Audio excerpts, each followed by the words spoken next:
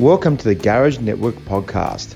Join us and the occasional special guest as we discuss everything automotive, from fixing cars as a technician, owning an automotive workshop or business, overall work-life balance, and even the occasional laugh.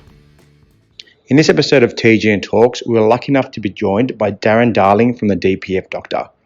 We discuss his career path, why he decided to specialise in DPFs, and also get onto the topic of the DPF Doctor network, what it's all about, and also why it'd be a good idea for you guys to get involved. So we hope that you guys enjoy this chat. Right, I'll just click. Yeah, cool. And the only reason why we even like to press record is we normally just do it early because there's been times where we've forgotten because you get carried away with the conversation. And then I do that. I've been there and done that. And on the early days of switching to the training online, Steve's great because Steve will chip in and go, "Have you hit record, Darren?" I'll go, "I'll just be a minute." And so now I have it automatically set to record when the session's open now because just in case we miss anything. But that's it. We've had an hour and a bit go past. Like that was so good, and then who pressed record? We're lucky. We learned it quite early with Sean Tippin from the Diagnostic Podcast, and he was like, "Guys, before we do anything, we're recording this. We're not missing a single piece. You know, anything that can be edited can be edited." So. Well, you can. You'll probably know that anyway, but you can set it to auto record as soon as you launch a session, and then you can just trim off. So, because I didn't know that to start with, and then I was relying on me hitting record. So now it's a background setting. So all of our sessions are automatically, because Zoom's what we have integrated inside our portal. Yeah. So when a training session goes live, Zoom's such a good platform. People don't see that it's that, but when the counter goes to 0, that's what we use at our end. So you can set your background, go into advanced settings to auto record. So it means that when you schedule it, it'll record every time. Look, I thought about that because I saw it in there, but you don't have Jeffrey in your Zooms, you see. And sometimes you got to be careful with what's being recorded because sometimes you don't want evidence. You can trim it off, So I can imagine. So, it shouldn't exist anyway, Darren. I'm still waiting for a call letter from a very popular businessman that's been to the moon. We'll not go there. Let's. We're recording this, so you better. Yes, we are. I didn't mention any names. Made the cut. I didn't mention any names. Yeah. How's your Didn't even ask you. How did you recover back from Melbourne? You're all good. Kicking. Yeah. I got COVID on return, so that's right. There was a lot. A lot of people caught it at the event. So when I got home, I felt okay, just really tired. So I done a test on arriving home and thought, right, I've got it as well. So that might explain a bit more the fatigue when I was across there. But all right, just adjusting the body clock again. I'm on normal sleep patterns again now, but I feel like I could sleep for a week. Yeah.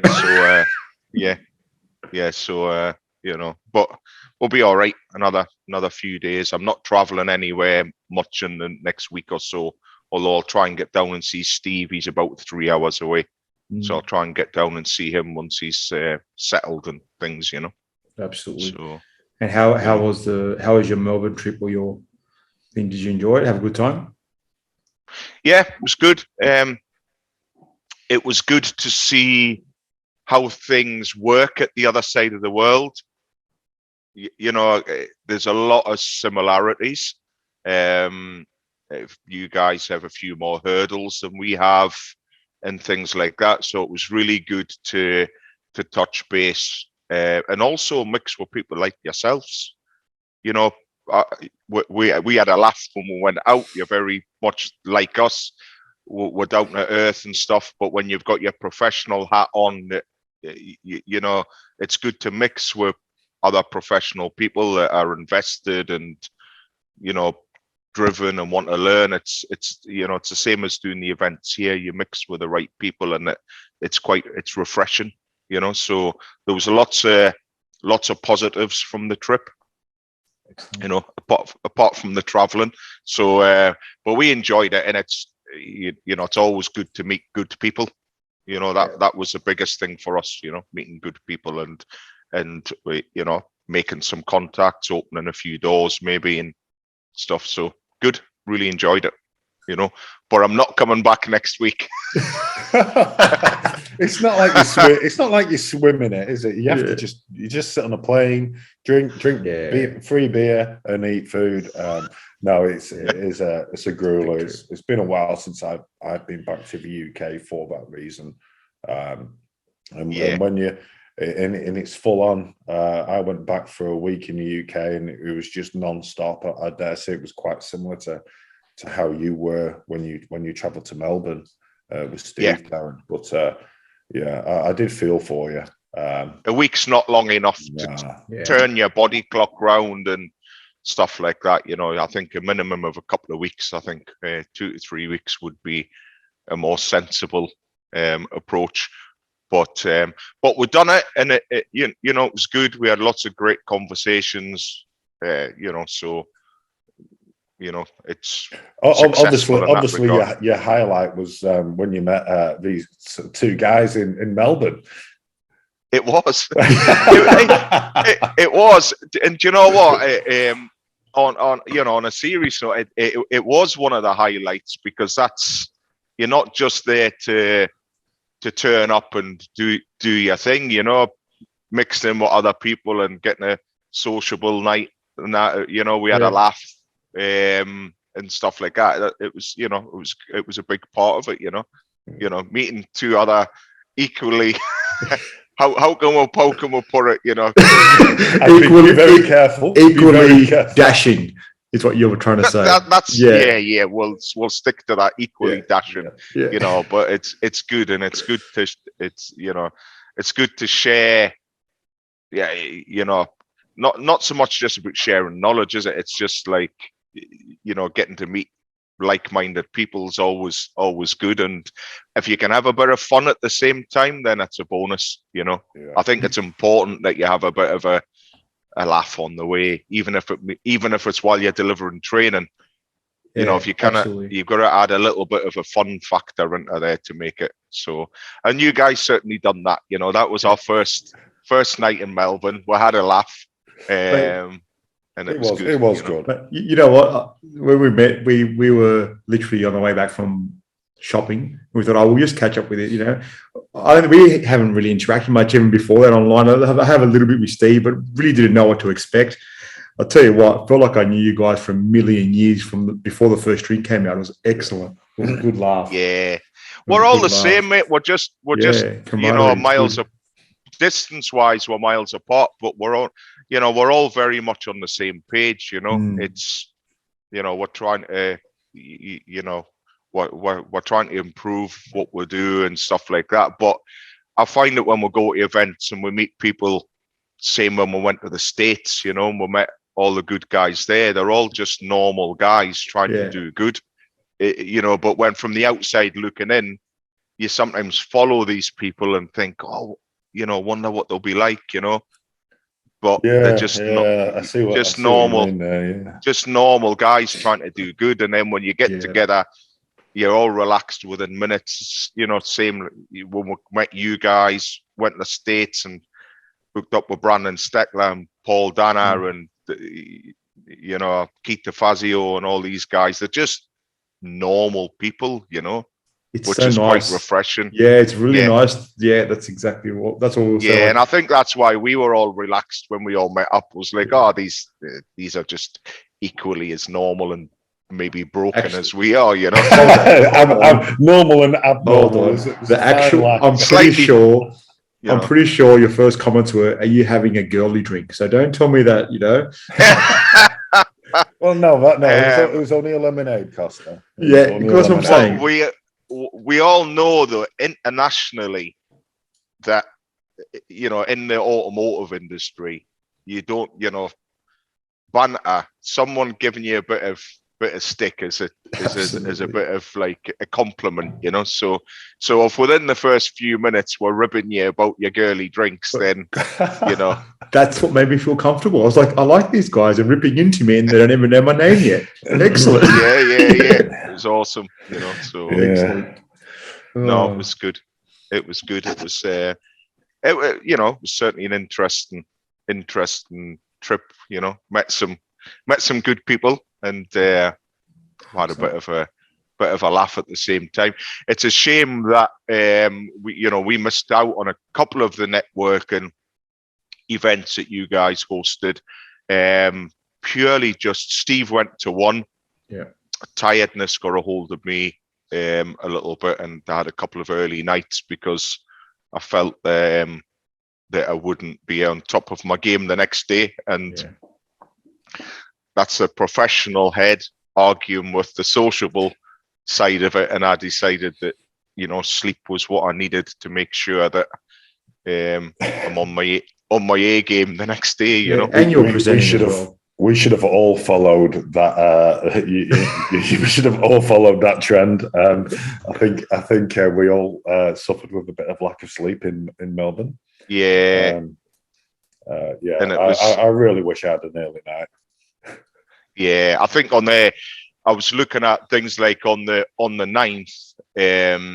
Obviously, I was doing a talk at the event and stuff like that. So to, you know, being respectful of that, we're at the other side of the world and given an opportunity to talk to technicians. So they've took that time out to sit in the audience. So that was my priority, was being fresh for that and make sure that they got the best version of me, you know. So I missed out on some of the, you know, sociable stuff, but it made sure that I was, you know, done everything that I was there to do and done them properly, you know. So no, you did really well. We can have another one, Darren, and you can you can be the guest of honor. How's that? Yeah, we'll do that. We'll do that. Well, hopefully next time we won't have 26-hour delay and miss our connecting flight and things like that. That made it a bit of an adventure, you know. So, but if you're going to be on an adventure like that, Steve Scott's the man to do it with. Because it's just whatever, you know, whatever. Yeah. We'll just keep cracking on and moving forward and absolutely finding ways around things, you know. So I can imagine it's a good travel buddy. Yeah, to be fair, you know, I met up with my parents yesterday because it was my birthday when I was away. It was my dad's birthday, so we met up last night, and that's the first thing my mum said. You know, was like, you know, Steve's a good travel buddy because we're sharing rooms and stuff as well. You know, so you've got to, you know, we've been a few places together, and we don't get under each other's skin. You know, we'll keep each other propped up. So yeah, he's a good guy to travel with, you know. Yeah, bless him. Very important. Yeah. Now, I think what I'd like, because obviously we had a few chats, but I think it'd be a good idea maybe for some of our listeners and viewers, depending on how they're watching this, to learn a bit more about you. Obviously, you fix cars. Allegedly. Yes. Supposedly. Yeah. So how'd you go around actually deciding, okay, well, that's the path for me. I want to go and be a tech? Well, now we run a very specialist workshop now where we only take in diesel emissions faults, and that's it. So it means that we can be the top of our game. But the journey for me goes back to 1990. I'm showing my age now here, guys. So you're four. You're four when you started. Okay. Yeah. Started really young. So left school at 16 in 1990 with no real. I didn't have any background in the motor trade or family members that were mechanics, or, you know, the usual where you kind of, my dad was a mechanic or I grew up around cars. There was none of that at all, really. I'd done fairly well at school, but didn't really want to stay on and go to further education at, you know, I wanted to be out in the real world, and I just went round the town. My dad, like most probably dads then, get out of bed in the morning and go and find a job. And I just walked around the town and I got offered 2 jobs. One was working in a truck workshop, and the other one was working at a shoe repair place, you know. So I knew nothing about, I couldn't even tell you what a 17mm spanner was. And I went in totally brand new, totally green into there in 1990. And, you know, everything we worked on was diesel, you know. So obviously things are nothing like they were then. But, you know, I've been around the trade for my 32nd year now. So just progressed and eventually had a little dabble at being self-employed in my early 20s and made a complete disaster of it. And like most things in life, these things that go wrong kind of mold you and you learn from your mistakes. So I've done absolutely everything wrong that you should do as a self-employed, opened a workshop and too cheap and work until midnight. So that lasted about 18 months and I went back into being employed. And then now probably about 18 years I've worked for myself again and just decided I've been getting involved in DPF stuff for probably 10 years or so now, but around 7 years ago, I started to see a market for focusing on why it's went wrong rather than what we're going to do about the DPF, whether we're replacing it or at that moment in time, I didn't have anything available for cleaning them, but I was pretty sure that people weren't approaching the job right. So I decided to, in my own workshop, just specialize in DPF repairs. I thought I was in a fairly good position. I'd been focused more on diagnostic work for the 5 years previous to that, where I'd stopped doing service at general repairs about 2008. I stopped doing all that. So I've been focused more on the diagnostic side of things since then. And when I started getting a good reputation in my own workshop, the phone started to ring and ring and ring, and it was other workshops. Hi, mate, I've been given your number. And this started to become actually quite a bit of a problem where you're trying to be helpful, but the phone's ringing and ringing and ringing. So we decided, and it was actually my wife's idea. The DPF Doctor was actually my wife's business because I still own the workshop next door.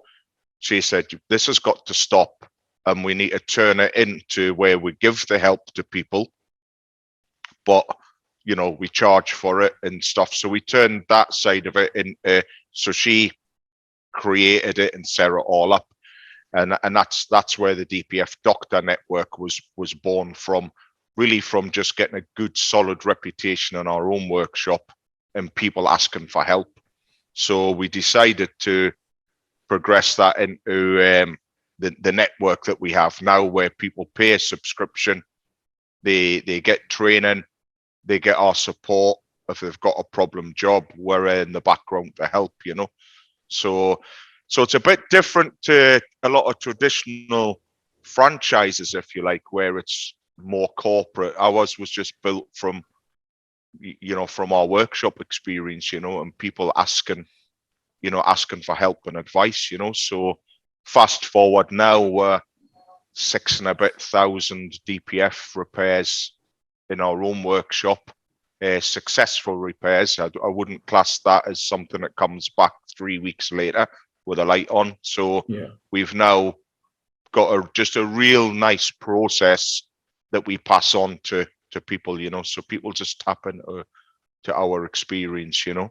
So at least we have, now that I have clean hands, a lot of people think that I'm a sales guy, but you know, I'm not. You know, I've worked up from the bottom and, you know, still very much involved in our own workshop.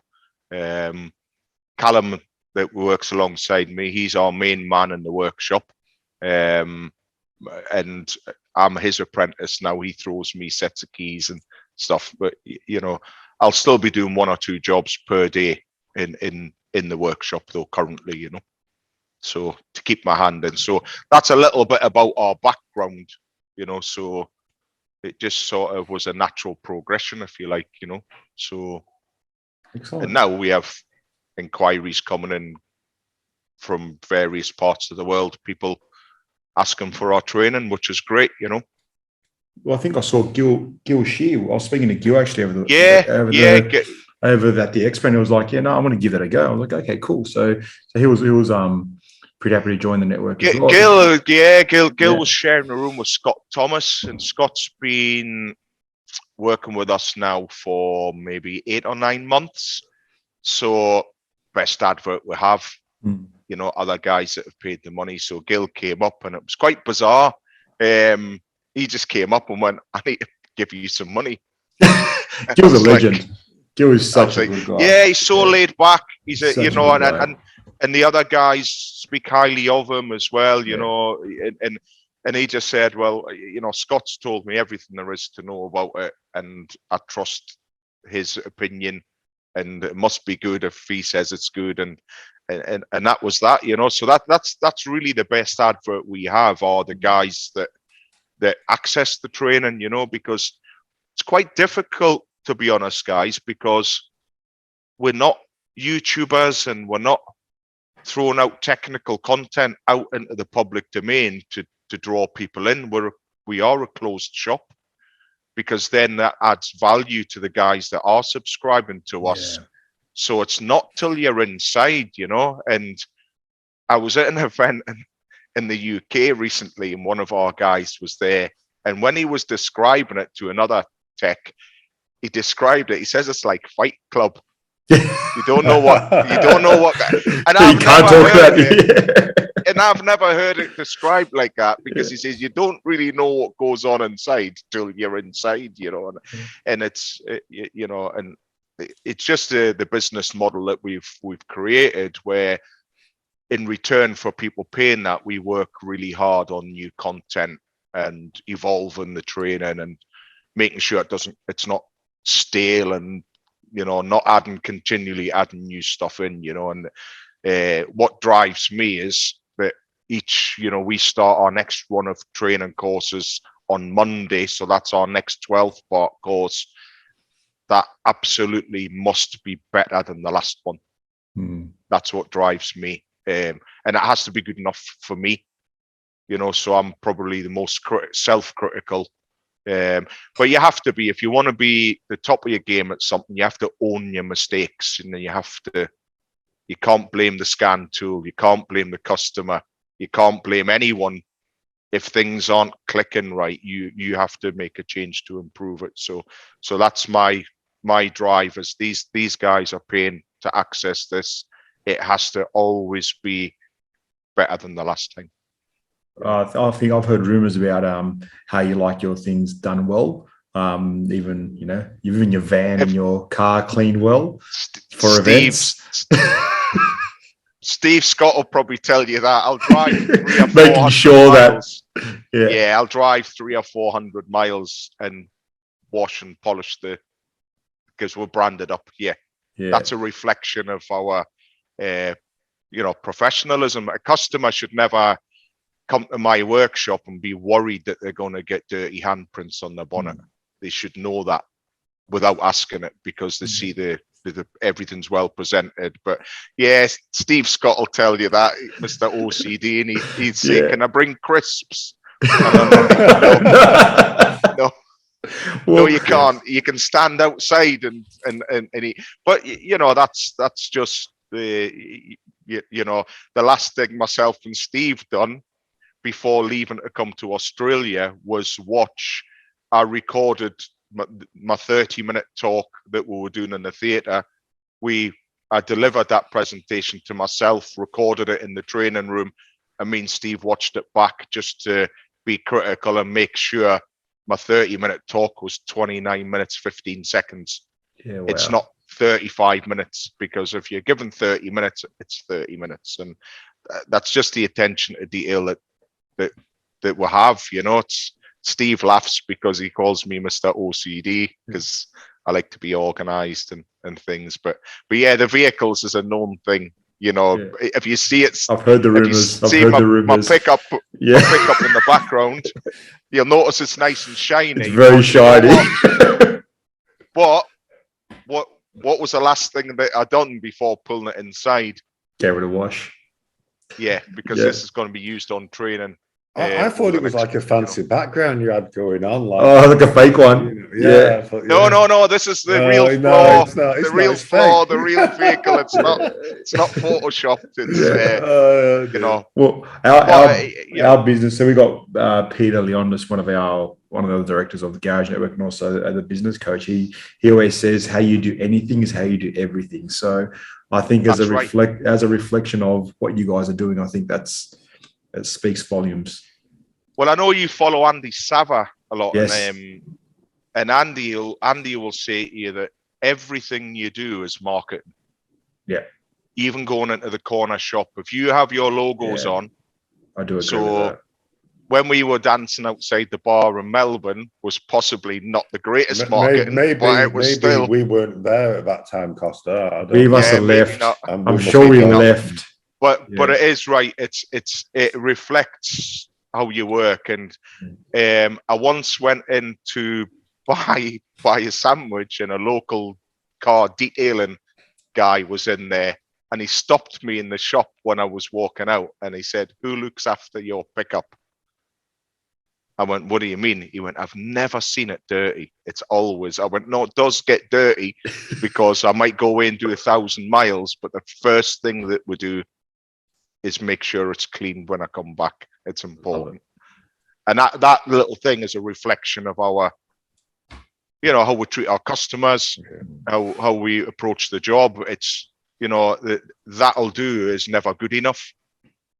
You know, it has to be, are we putting it out to the best of our ability every single time? You know, I think that, you know, that's not just us. There's lots of people who have that sort of mindset. But, you know, if you're charging the customer a reasonable amount of money to fix the car, then it has to be a high quality repair. And, you know, if you transfer that to right through your whole business, to keeping your vehicle clean and, you know, throwing your clothing and replacing it before it's old and tatty and completely worn out, I think that little things like that can help attract the kind of customer that you want as well, you know.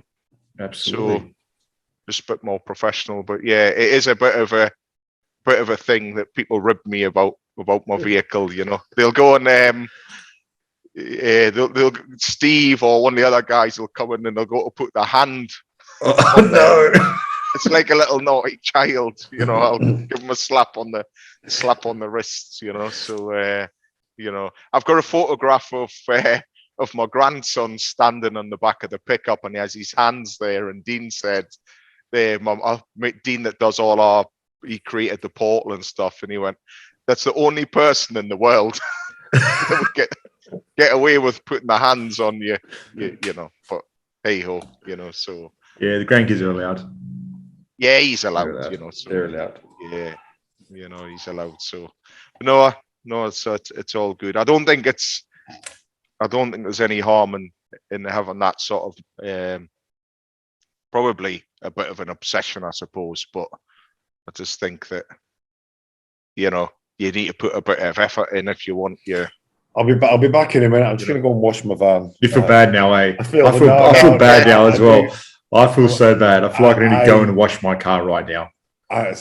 So I but you know, my van's my office, and I try and keep it clean. But sometimes you can't avoid them getting dirty. You go there, but if your workshop is sat alongside 3 other workshops, the way I try and look at it, if you had a workshop next door and yours is, you can't help. You know, if you're changing brake discs and stuff, you're going to get some brake dust flying around and stuff. But if your workshop is well organized and stands out, it might attract someone to you instead of that other person. Now, it's the same when we go to an event, you know. First time I ever met Andy Sava, I'd been asked to present an auto home form in Glasgow. And I had my van it was the vehicle I had before the Hilux, and we found a car wash. We took polish with us. We came in, we polished it. But you know what? Every other person at that event had all the road muck, all the road dirt on the vehicles, and mine stood out to the point where Andy Sava come and found me in the bar and said, "Don't ever lose that with your van." And I went, "Don't worry, there's no chance," because I like to keep it. But he noticed. So look, not everyone will, but someone that's. I think if Andy's given the tick of approval, you do it. You keep doing it. Yeah, I was quite. When I seen Andy coming towards, pointing his finger, I was quite scared. I thought, no. What have I done? Yeah, what have I done? Because for sure as anything, Andy will tell you if you're not doing something right. He's, that's why he's good. He's brutally honest. So don't ask his opinion if you're scared of what he's going to tell you, because he's not going to sugarcoat it for you. That's what you need. But that, that I just think if you put the effort in, it helps you to stand out. Excellent. Agreed. So you want to tell us a bit more about what's in your what's involved in the DPF Doctor? Because you and I had this conversation, and we spoke about, once people are in, obviously they must tend to re-sign again, and they re-sign again because they've seen the value in what they're buying, right? Yeah. But going in blindly, like you don't, like you said, it's difficult, Fight Club, right? It's difficult because I don't give free trials. Yep. So you can't sign up for 7 days, look around the portal. We just don't do it, because I'm also quite conscious if it's all my own IP, there's no manufacturer's info. It's all our own work, right. So how many we workshops, need a bit of trust. How many workshops give free services to try and get the customer? That's right. That's the so be thing. So our current members, but what's a good sign is when we launched the online side of it, we opened up a new market to international guys, and the first sign-ups we had for annual coming in blind and paying for a year in one go were guys in Australia. So I've just had my first renewal this morning, and when I was over there, it got a chance to talk to the guys and say, "How have you found it?" And the feedback was, we there's no reason to not just stay signed up, because that keeps us. If I don't add new content, then is there really a reason for them to go into the next year? So what we're creating in the background, you'll see this is actually inside our training portal. So this is what people come into. So it's obviously an online website there. So I'm just going to turn my phone on to silent. Excuse me a second, guys.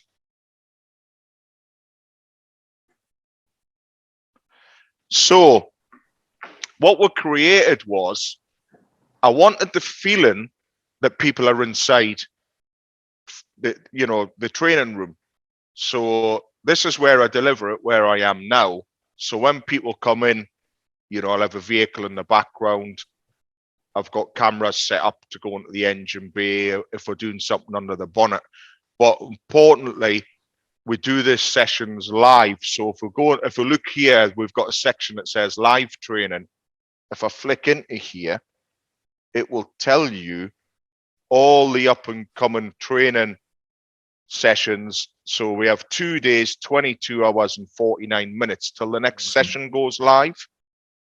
So when that goes to zero, my camera that I'm on now will go live inside the portal, and then questions come in.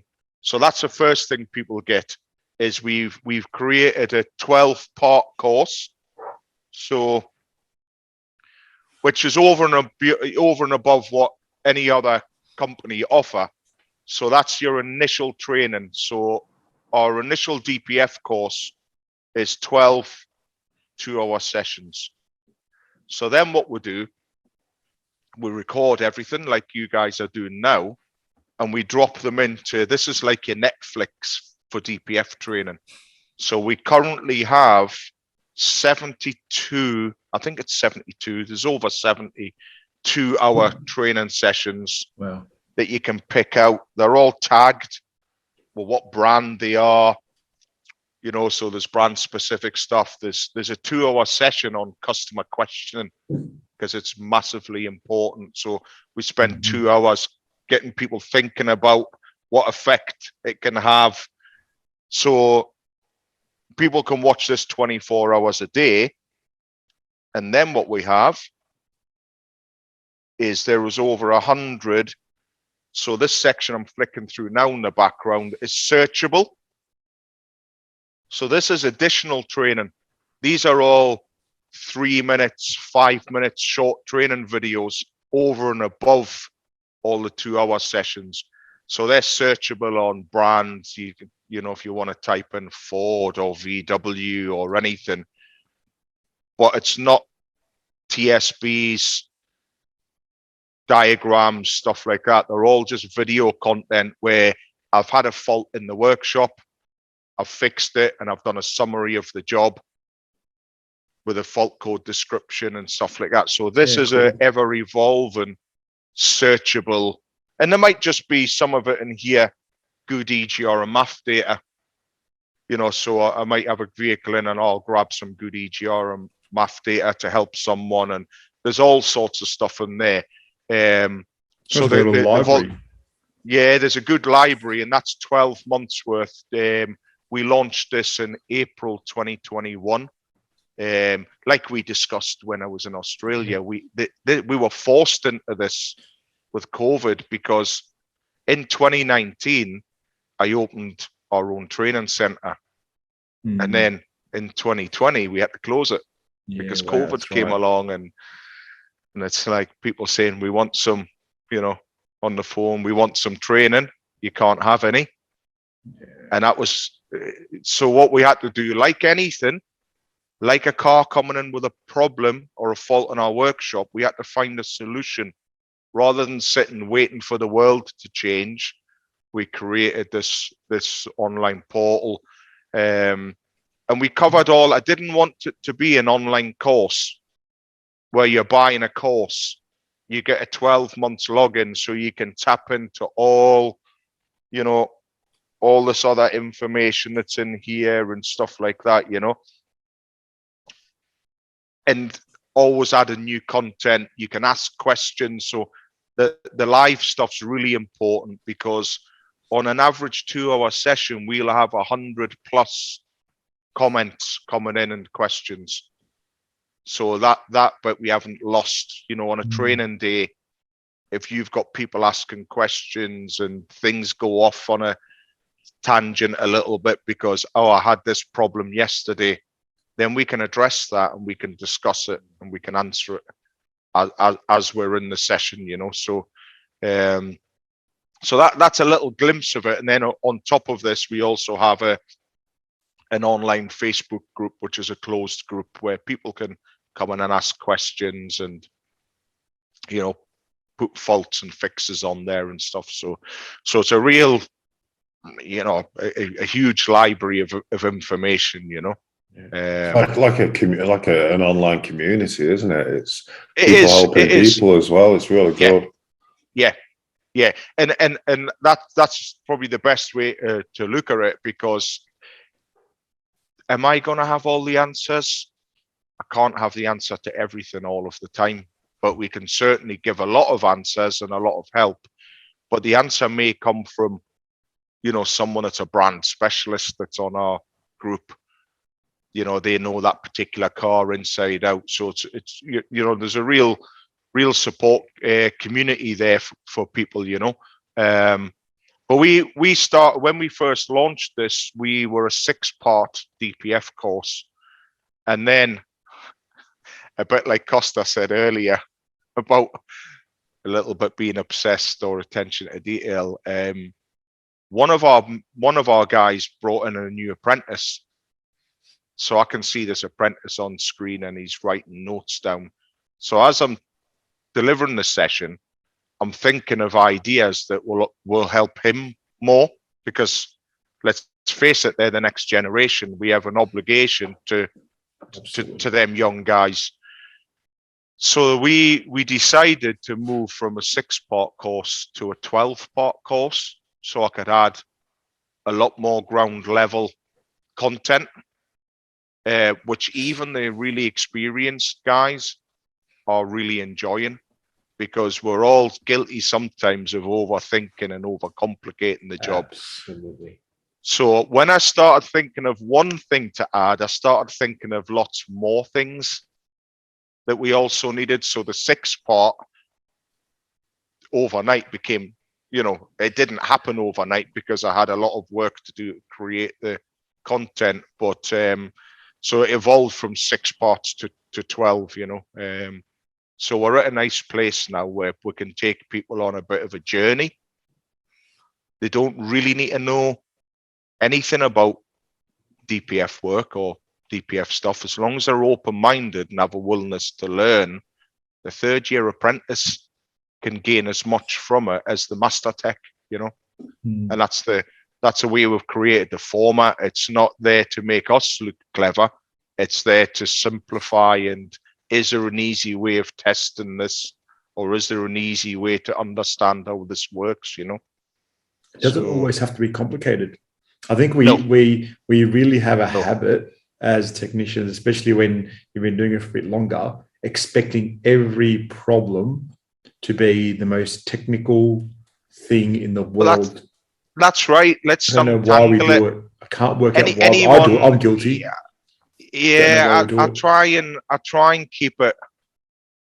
I'm an honest guy. I'm good at being average. I'm not Steve Scott. I'm not a super technical guy. I know where I'm good at, and I play to my strengths. So I'm looking for can I use some common sense and untangle this a bit? And is there a simple way of thinking about this? And that's been a big key to our success, And but I agree. It was quite interesting doing our talk at the AAA Expo. When I'm talking about DPFs in my presentation, I used wheelie bins, and the reaction to the audience was brilliant, because their initial face, I'm looking at all their faces and I'm thinking, what? Because I've got wheelie bins up on the screen, because we tend to go all sciencey and molecules and all the stuff that doesn't help us to fix the car. And it may be nice to know it. So what we do is say, yeah, that's nice to know, but we don't need to know it. So let's shelf that, and let's simplify how we think about things. So it was good once I explained why I was talking about wheelie bins, but it was to untangle things and simplify, how we think about a DPF, So, right. But the initial reaction was a bit, of a strange look on everyone's face. Yeah. They thought that I'd finally lost the plot. Tricks on them, never had it yet.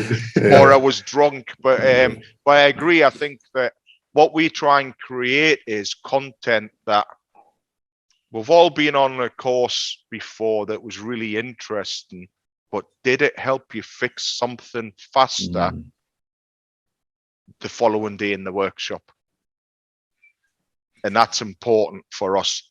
Will this content help people fix more problems more quickly?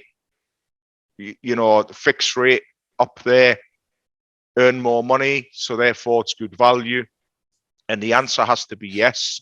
Once people get to that end of that 12 parts, they should be maybe halving the time they spend in assessing the problem, because they're not going off and reading up lots of information. They now have a nice, good, slick, fairly simple process. And that's what we pride ourselves on, is the stuff in here will help you fix cars. It's real world stuff. And I think you've got the advantage of having the workshop actually there. So you're not just building content, but you're actually being able to see these things happen. Yeah. And if it's in there, and if it's in there and it's a fix we've done, it's a fix. We've proved it. It's not a hypothetical of the molecules. Yeah, that's right. Yeah. That's right. I don't get hung up on the science, leave that to the scientists. Well, the first time I met Jeff, actually, I was trying to get all technical. Well, I thought we were keeping this clean. Yeah, well. so after I asked him to put his pants back on, so I was working in my workshop. I had a non-start car and I had everything out, all the scan tools, scopy stuff, everything. Yeah, no start. Let's get this done. Why isn't it starting? Everything's there. It's got spark. It's got it was a petrol car. It's got spark. It's got fuel. Well, we had injectors opening and closing. Why isn't it starting? What Jeff? This is one of the first times I've ever met him. He came in. He was selling product and goes, "Oh, this has no fuel in it." Oh, look, the gauge half tank. Mate, look, I'm busy now. I'll speak to you next time you come in. He left. The gauge was faulty and he had no fuel in it. He was absolutely correct. And I spoke to him after. He goes, "Mate, I could smell it. There was no fuel coming out. If you're telling me you had spark, you had injection, there was no fuel out the back of the exhaust." Yeah, I was like, and that's the thing is, it's sometimes overlooked, isn't it? Your nose and your ears are part of your diagnostic kit as much as your fancy tools and your scope. I'll put my hand up. I was 2+ hours into that at that point, and it was a faulty gauge. Yeah. And I was like, see how quickly you can overthink, missing that one little step of, you're right, you can't smell. We should be smelling fuel. So I started. Well, that's right. This is why Sorry, Darren mentioned a word before, and the word's assessment, and I'm a big fan of that word because every time you've got whether you've got an airbag problem, ABS, DPF, if you've got a car with a problem, you need to assess it, and we've straight away got in our mind we need to get the scan tool on the car, and then the scan tool is going to tell us how to fix it to a degree, and it doesn't. And we've I think by calling it an assessment or along those lines, we're using our eyes and ears a bit more, thinking about it a bit more logically. Yep. And my reason for that term, Jeff, as well was. We wanted to get away from the term diagnostics because there's so many garages out there that do a code scan and there's zero value in it. We had a customer in our workshop yesterday that paid £45 for a code scan and the garage says you need to go to a specialist.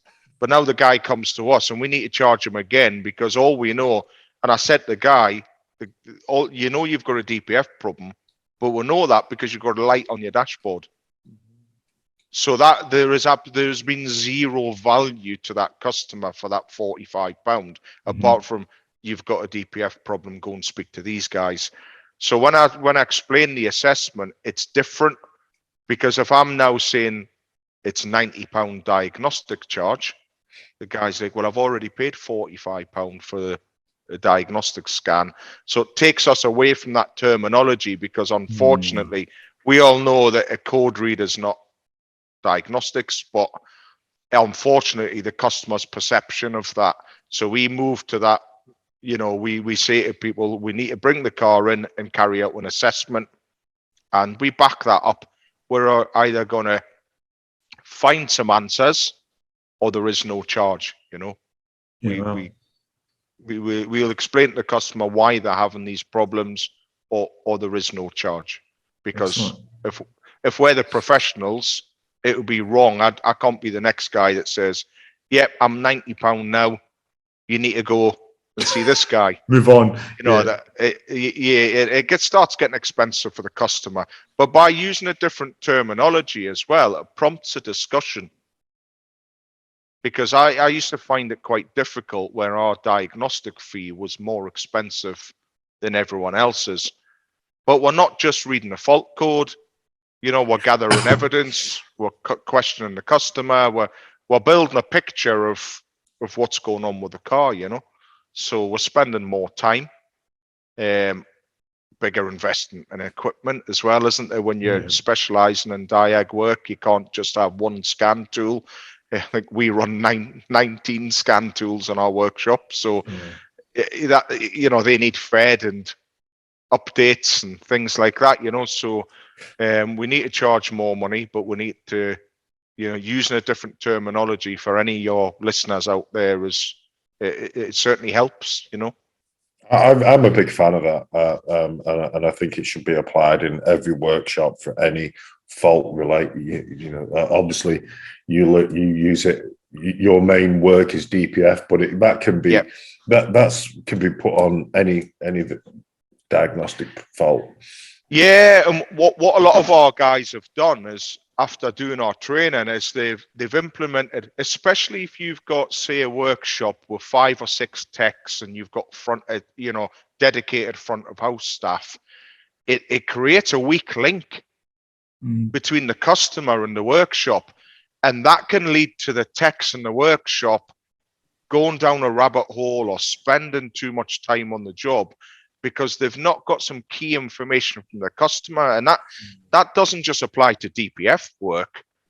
It could be the vehicle's cutting out. Well, what does that tell them? Is it when it's cold? Is it when it's hot? Does it only do at junctions first thing in the morning?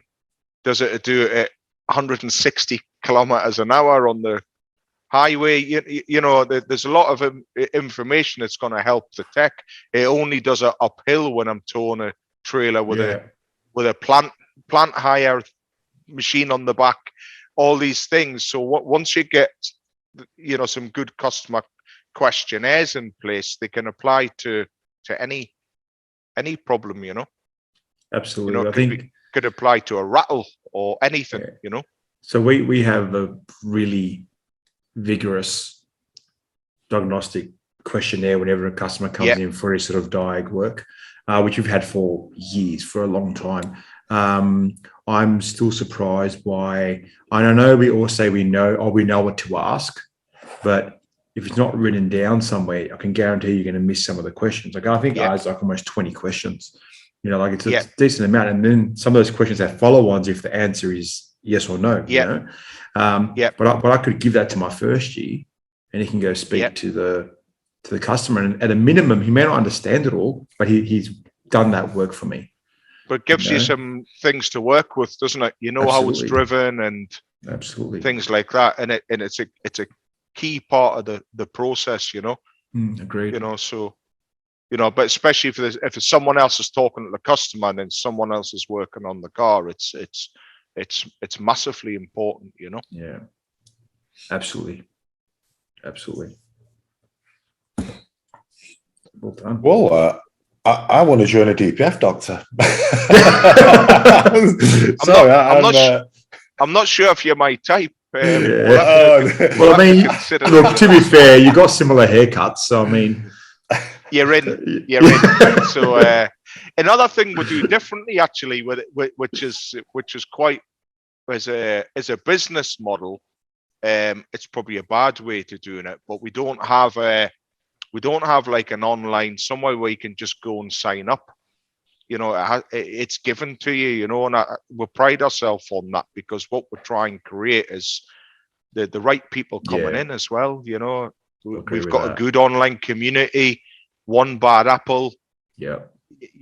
Someone that's aggressive or not helpful, and so it's important to us that every person that comes in brings something to the table as well, and a good attitude. Mate, totally agree. So we might keep that hidden from you for a bit longer. Got to vet him first. Got to make sure he ticks the boxes. Like I'm not. But I'm not writing him a character reference. I'll tell you that much. Oh dear. So it's funny, and the good thing with the internet now and Facebook especially is you can kind of stalk people before. And I know that sounds wrong, but I had an inquiry this morning. It kind of does, yeah. That's what it is. It's what it is, guys. It's what it is. I've been stalking this morning a guy in Uganda that's interested in working with us and stuff. So it's amazing what you can find, and you can, they're mutual friends with someone, so you can get in touch, and it's just important that we're working with it. And that's not being snobby. It's not. It's like, I want the first year apprentice to be equally part of the team, and we've all been on certain groups before where someone asks a question and they get shot down, and that's not who we are and not what we're all about. So it's important that we bring the right people into the network as well, you know. So, mate, I'll agree. That's probably been one of our hardest challenges is keeping that positive sort of. If somebody, and I don't know if you spoke about this, but if somebody asks a question before they go and do a job, right, you can't give that person grief because they don't know something. They are literally trying to learn before they go and do the job. Like they're trying with whatever capability they have to learn. They're gathering a bit of information, whatever they can. Anything I need to be aware of, or maybe they don't understand. Like, is it earth switching or power switching? Like, sometimes people just don't know. And that's right. That's right. And you only know, and there's a good point. I see a lot of techs out there. Yet they come to me for DPF training, but that doesn't mean I'm the best tech in the world, because I'm not.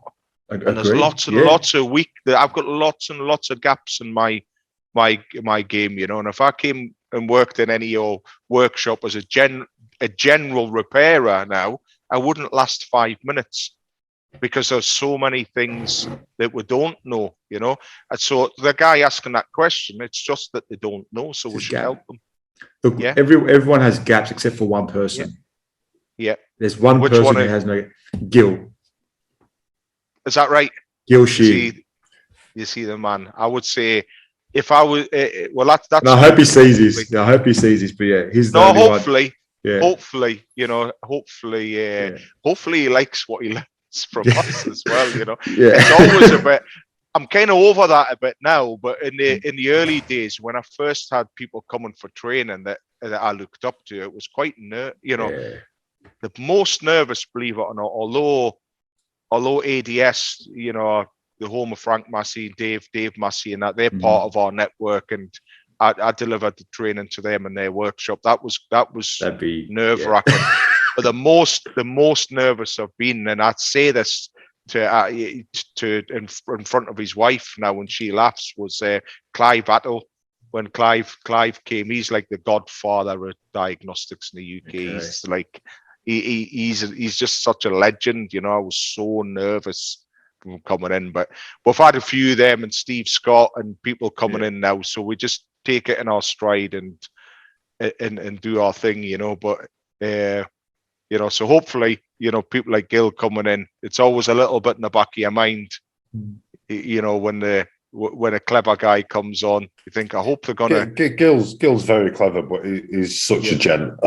Costa said before, he's just, every time I see him, one of my most favorite people in the industry. I just smile when I see Gil. I don't know. Don't know what it is. Always puts me. I would agree with that. When I spoke to him over there, it was.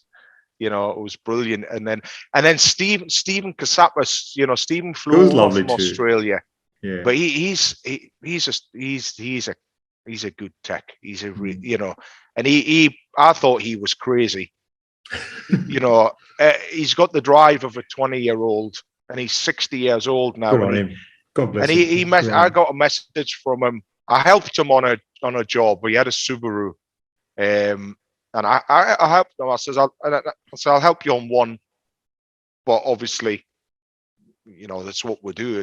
We can't just help people for free. It's my job. Like that, but it's my job, So, but then he said, I want to fly to the UK and learn from you guys. And he jumped on a plane by himself and flew into Newcastle. Spent the week here. Done a couple of days with me. Done a couple of days with Steve Scott. Some stuff with Dave Massey. He went down and spent some time with Frank Massey, and I thought, fair play to you. I just thought, random message off this guy in Australia, and he's going to fly across. So is he nuts or he's dedicated? Yeah, that's awesome. That's he's dedicated. Yeah, he's that's not awesome. Missed. No, I'm saying it's awesome. Session, Good on every him. session that's in our portal, he's been in on them live. He's not missed. Wow.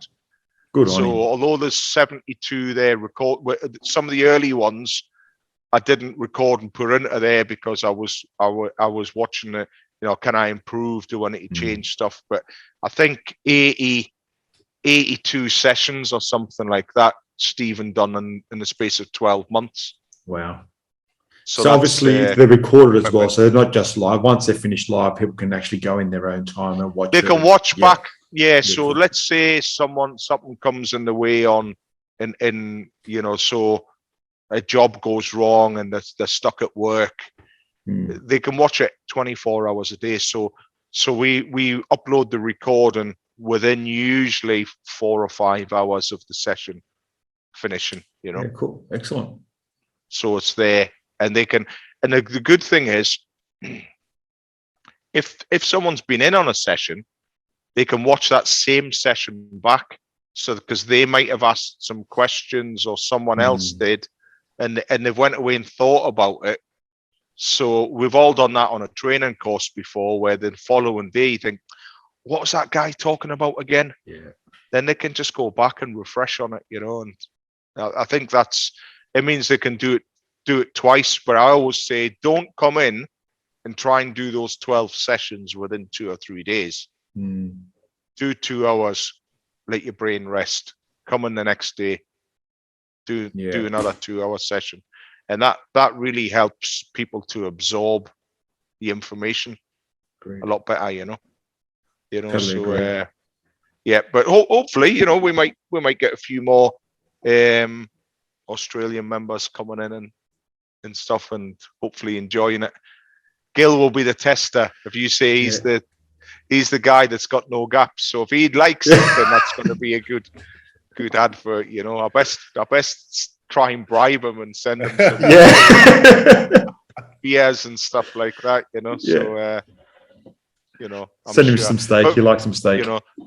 For me, if I was picking someone that would be really hard to find a weakness, and it would be Steve Scott. I just love watching him work. He's just unbelievable, the guy. So he just walks in and goes, "Yeah, no problem. Let's fix it." Unless it's a Land Rover, he doesn't like Land Rovers. So. What's the rule? He costs double. Why? Because Land Rover. Yeah. So God, why did you have to mention Land Rovers? My wife's got one. My wife's got a Land Rover, so I picked Steve up on it just to wind them up. I actually had an inquiry today. Can you fix a air pump in Land Rover? I haven't responded yet. We'll get to that after the long weekend. Yeah. It'll still be broken. It'll still be broken on Tuesday. Yeah. It's a good field to be specialising in, because you're always gonna have work. We've got a couple of Land Rovers. You're always going to have work. Yeah. So that's one of the brands that Steve. I've seen him work on a couple. He says that he doesn't, but I've seen him work on a couple. So he still will reluctantly do them. He might charge you a bit more for the privilege. Yeah, but stress. You've got to get paid for the stress for having no hair. That's right. That's probably why we're having fixing cars. That's exactly it. I'll probably have now like a non-diet question, which just came down my head talking about Land Rovers. How are you guys going with part availability? Because I've noticed it in my workshop the last probably month or so. I'm getting harder and harder to get certain parts. Are you guys seeing any of that? On all brands, or just specifically on Land Rover and stuff? On Euro stuff. Like I had a Mercedes in there today, no control arms anywhere in the country. That could possibly be a shipping issue as well. But we have had problems with certain things in Europe as well, because obviously COVID, you'd have whole factories closed down if someone tested positive, and so. But we've also seen huge price increases on. You can't go off. So let's say there's a common repair you do, and you've done one 2 weeks ago on that exact same model of car. You can't just estimate that it's going to be around £500 or for that repair anymore, because the part might have went up a few quid. But things are doubling and trebling in price occasionally on certain components. So you've got to go and price everything from scratch. But certainly we've had it. There have been shortages where, especially electronics, when there was the microchip shortage. You know, NOx sensors on Mercedes were globally unavailable. Yeah, wow. You know, that was a big problem. You got a customer with a 4-year-old Mercedes, quite expensive car, and they can't get parts from it. But it's because of component shortages, you know. So we have seen issues, but on European stuff, you know, we haven't got the, you know, if it comes by boat, it's about 12 weeks. Yeah, for a container. That's what we're looking at, 12 to 16 week.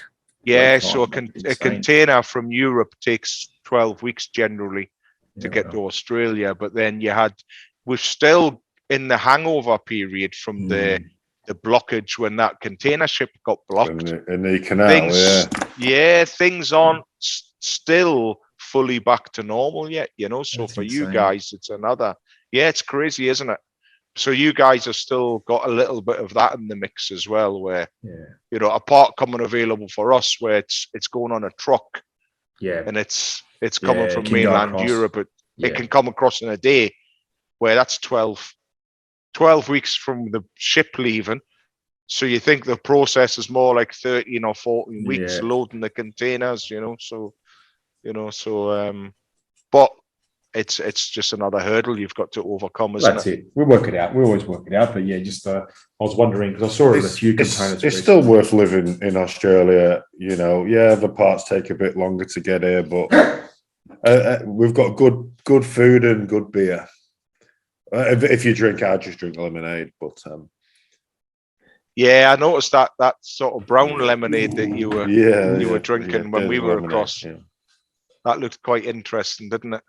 But what I noticed comparing the UK to Australia is when I had the workshop, if I had a Toyota coming or a Honda or something like that, I was like, oh, this is going to be expensive. The parts are hard to get. You know, it's a pain in the arse, and it's a complete flip flop over here. Oh, bloody! That Golf needs a lower arm. That's going to be expensive, It's crikey, the opposite. You know, it was, you know, I could buy 10 of those lower arms for £20 each. But it's the complete opposite here. Yeah, and Toyotas are everywhere, aren't they? Yeah. You know, that's one thing I noticed when I landed in Australia. You know, everything's a Toyota. You know, so. How many Ford Falcons and Holden Commodores do you guys have? None. Yeah. Well, hang on a minute. We had a car called the Vauxhall Amiga. Yeah. Oh, do you remember them, Darren?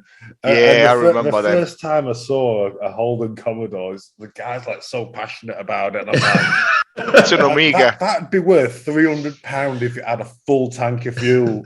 How dare you? I did get in one, and it was very similar. There was we got a taxi, and me and Steve said, This is like a posh Amiga. That was exactly what I said. You know, it's an Amiga with leather seats. You know, and that was a Holden. So it's interesting seeing the differences in cars, because obviously passenger cars are, you know, primarily petrol, and you know, a lot more petrol vehicles there than in Australia. It tends to be sort of utes and things, isn't it? That are more dominated by the diesels, you know. So the commercially stuff are normally more diesel, but the passenger stuff is, I reckon, my car park, I'd say at least 90%, 95 is going to be petrol powered as opposed to diesel, unless it's a four-wheel drive or a commercial vehicle, or a European car, you know, like someone, you know,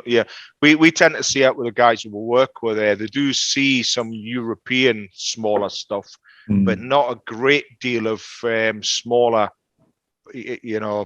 If it's a Toyota passenger car, it's most likely going to be a petrol, you know, unless it's in a Hilux or something like that, you know. So you know, so different market, you know. So, you know, we all have the same problems, mate. We all have the same problems. I think that's one thing I picked up there is there are differences, the different car parks and things like that, but the industry itself's not massively different. You know, we all face a lot of the same hurdles on, you know, how many workshops in your area are invested, and keeping up to date with training and technology and tooling and things like that.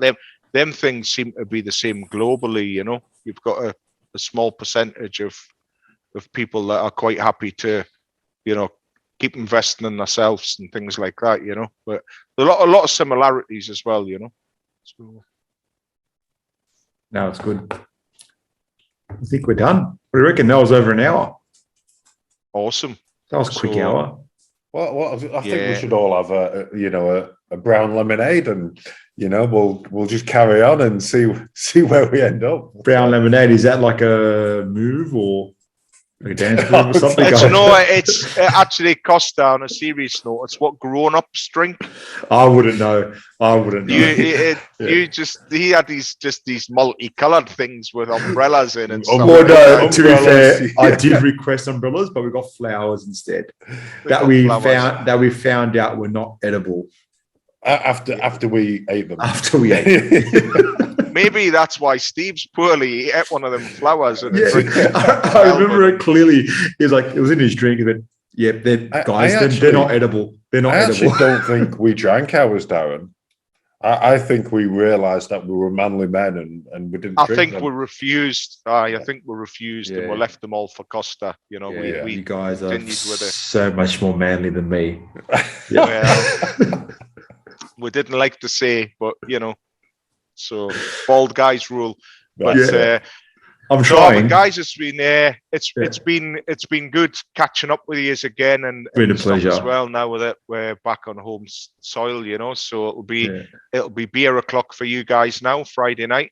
Yeah, you've got to get back to work. Yes. Yeah, it's 10:45 a.m. I've got two people off today, so I'm actually in all on my own today. So I've got plenty to do, you know. So lovely. But it's been a pleasure, and hopefully your listeners have enjoyed it. How can people find you if they want to get any sort of information, or like we'll put some we'll get some sort of link happening. But easiest thing is just Google the DPF Doctor. They'll see our website, and there's if they go onto there's a section that says join us, and that doesn't mean you're signing up, but that means it gives you the info. There's an international page and a UK one, you know, so people can find us there. It tells you what's involved, what the costs are. We don't hide that, because there's no point of people going through, you know, if they don't know what it's going to cost and what they get in return, you know. So via the website, that's the easiest thing, you know.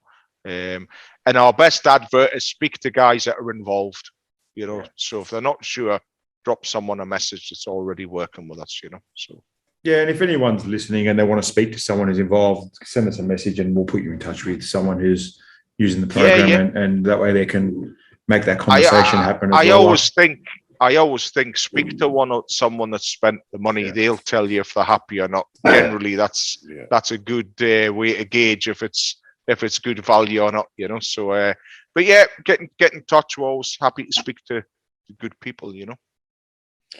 Well, thank you very much for taking your time out of your day, Darren, and it's always a pleasure. I wish we got to catch up a bit more in Melbourne, but the stars will align next time. It's always next time. Yeah, next time. And maybe me and Costa should go on a road trip. What do you think, Costa? Should we?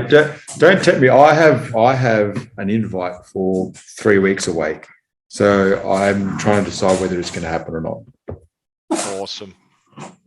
Watch this space. Watch this space, yeah. Awesome. So, guys, well, thanks for having us. Thank you, mate. It's been a pleasure. And thanks so much. Hopefully we'll catch up again soon. Catch up soon. No worries. Cheers, Darren. Mate. Thanks, Cheers, guys. See you, mate. Take it easy. Bye. Bye. Don't forget to join our private Facebook page if you are an automotive technician, and also subscribe to our YouTube and our podcast channel. They are all called The Garage Network. Thanks, guys, and see you next time.